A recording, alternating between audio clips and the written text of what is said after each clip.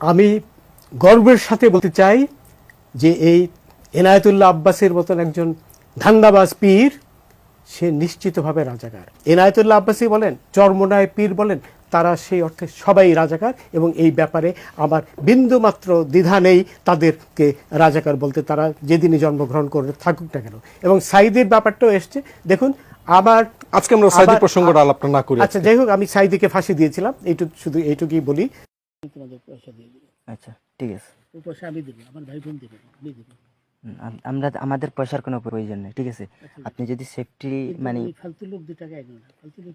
আমি এই দেশে এত কষ্ট করে এসেছি কি বাংলাদেশে ফেরত দেওয়ার জন্য? জি না জি না। জানে না। আচ্ছা ঠিক আছে। বিচারপতি শামসুদ্দিন চৌধুরী মানিক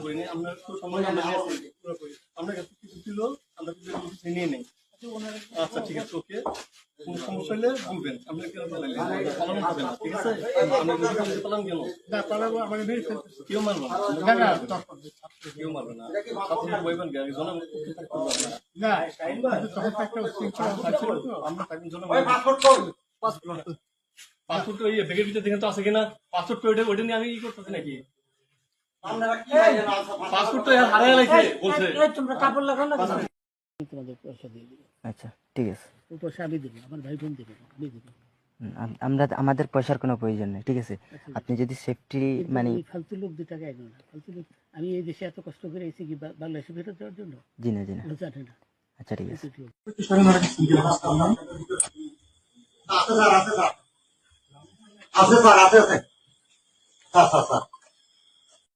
তোমাদের পয়সা দিয়ে দেবো। আচ্ছা ঠিক আছে। ওই পয়সা আমি দেবো, আমার ভাই বোন দেবে, আমি দেবো।